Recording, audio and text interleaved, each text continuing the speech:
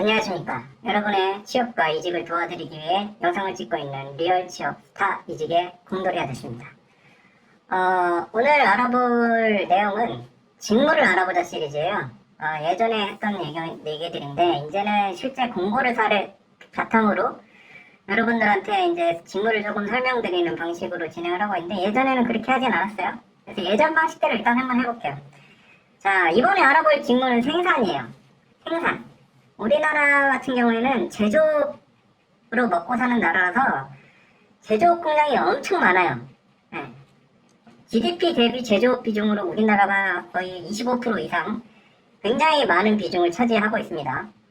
미국은 뭐 한 10% 조금 넘는 수준 이 정도죠. 네. 선진국으로 갈수록 서비스업 비중이 높아지고 제조업 비중은 좀 낮아지는 경향이 있는데 뭐 미국은 최근에 뭐 국가 안보적인 이유나 아니면은 일자리 이슈 때문에 제조업 공장을 자기네 나라로 다시 끌어들이려는 법안을 만들고 있죠.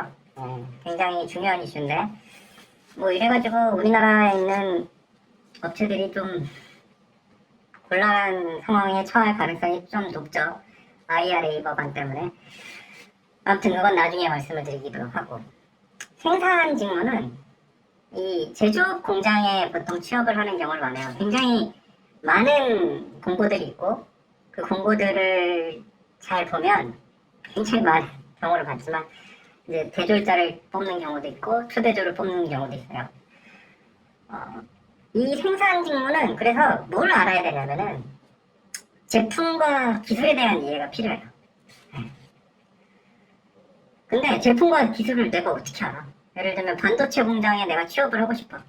근데 제품과 기술 내가 솔직히 그 공장 들어가서 본 것도 아니고 거기서 교육받은 것도 아닌데 내가 그걸 어떻게 하냐고요. 그러면 회사에서 기대하는 바는 그거예요.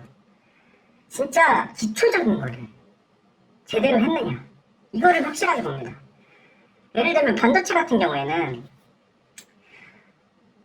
실제 공정을 보긴 힘들지만 제가 알기로는 저도 예전에 그 폴리텍에서 비슷한 반도체는 아니었지만 비슷한 교육을 받은 적이 있어요.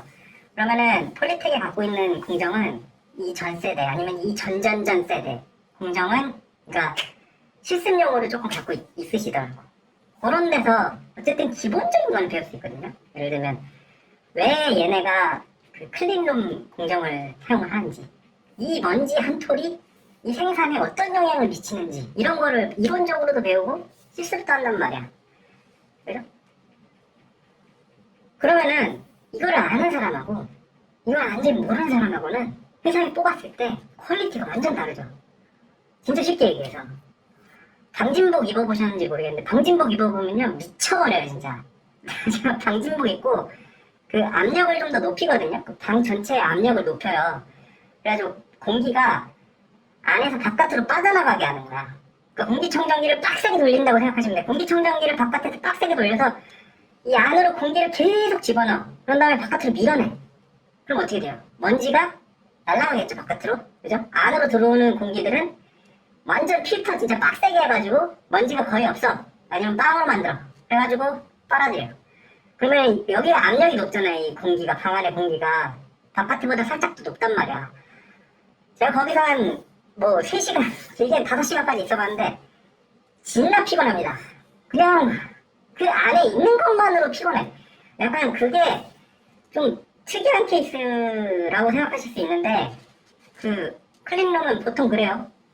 압력이 더 높고 그리고 더 이게 실제 생산 공장에서는 물론 그 부분 문제는 없겠지만 저는 약간 좀 규모가 작은 파일럿 쪽에 있어봐가지고 거기는 소리가 좀 계속 나. 하고 소리가 나고 방독면을 쓰고 있어야 되거든요.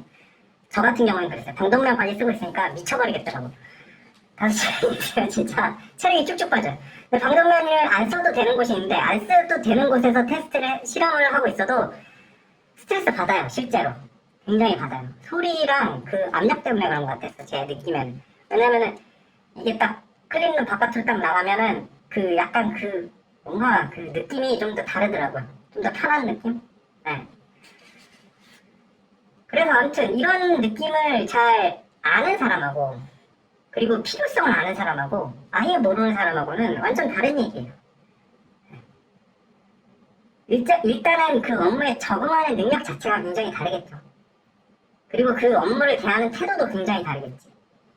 담배도 못 피게 잘 못 피게 하거든요. 왜냐면 담배에 있는 그 미세한 입자들이 이 옷이나 이런 데에 박혀가지고 나중에 그 제품 불량의 원인이 될 수 있기 때문에 일부러 저 멀리다가 흡연실을 넣는다고 하더라고. 이거를 차별을 할 수는 없으니까 도저히 이 쉬는 시간에 갈당할 수 없을 만큼 멀리 갖다 놓는다고 하더라고. 네, 회사들이. 그 반도체나 아니면 디스플레이 공정 같은 미세한 공정이는.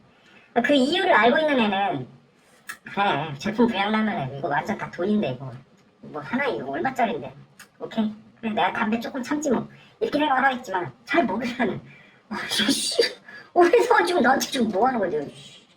내가 지금 금연하러 여기 회사에서 일어나 때려칠 거 아니야. 이 마인드 자체부터가 이렇게 다를 거고 엔지니어다 개돌자를 뽑는다 그럼 당연히 퍼포먼스에 영향을 미치겠죠. 반도체에 대한 기본적인 이해가 있어야 될 거 아니야. 그죠? 이론적인 이해가 있어야 뭔가를 응용해가지고 뭔가를 만들어낼 거 아니에요. 그죠? 그래서 여기에서 이제 보면은 생산 쪽에서 이제 많이 보는 게 뭐냐면 학점을 많이 봅니다. 학점. 네? 대졸자들은 학점을 많이 보고 왜냐면 기본적인 이론을 잘 이해했냐 이거야. 네? 기본적인 이론을 잘 이해했고 아니면 학점을 좀 떨어지더라도 아니면 뭐 예를 들면 뭔가 좀 그 대회 같은 거에 많이 나가가지고 내가 공부할 시간은 없었는데 그 대회에서 내가 능력을 입증했을 수 있잖아. 그죠? 뭐 공모전이라든지 이런 거에서 그런 거를 많이 나가가지고 여기서 뭐 상을 탔는지 이런 것들을 보는 거예요. 기본적인 이론이랑 실습들을 충실하게 했고 그게 결과로 나타냈는지를 보는 거고 만약에 고졸, 초대졸을 뽑는다 이러면은 뭘 보겠어요? 출석, 그죠? 성실하게 이거를 했는지 그게 뭘 봐요? 초대졸은 강점이 뭐야? 자격증. 자격증을 이런 거에 대한 기본적인 자격증이 있는지 기본적인이라고 하면 좀 웃겨요 사실. 자격증 없는 분들도 많이 받고 없는 분들도 흡격하는 경우도 많았기 때문에 그게 기본적인지는 아니지만 다른 분들 대비해서는 자격증이 있는 게 훨씬 낫죠.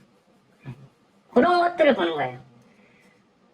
이력서 자소서가 진짜 완전히 동일하다는 가정하에서는 당연히 학점, 자격증, 아니면 공모전 입상 경력 이런 것들이 생산 직무에서는 굉장히 크리티컬할 수 있다. 그리고 실제로 그렇기도 하다. 다른 직무보다도 오히려 더. 그래서 제가 생산 직무에서는 이런 걸 말씀을 드리는 거고 사실은 저도 그 생산이나 아니면 개발 그러니까 제품 실질적인 개발 이런 쪽으로 가고 싶었는데 학점이 딸리니까 안 되더라고요. 얄짤 없어요.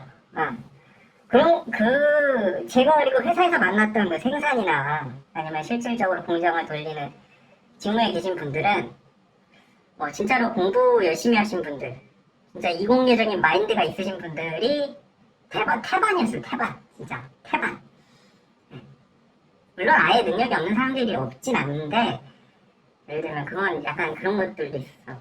공장으로 쫓겨난 사람들 본사에서 능력이 안 되는데 공장으로 보내버리는 케이스는 있었는데 그게 아닌 케이스로 이제 생산으로 좀 오신 분들은 굉장히 좀 학점이 높고 약간 기술적으로 많이 알고 기술을 좋아하고 이런 분들이 꽤 많았어요.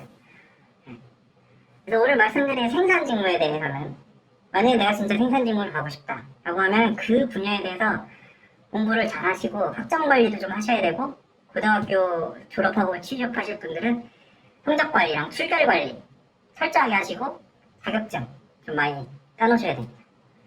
오늘은 직무를 알아보자 시리즈 생산 직무에 대해서 알아봤습니다.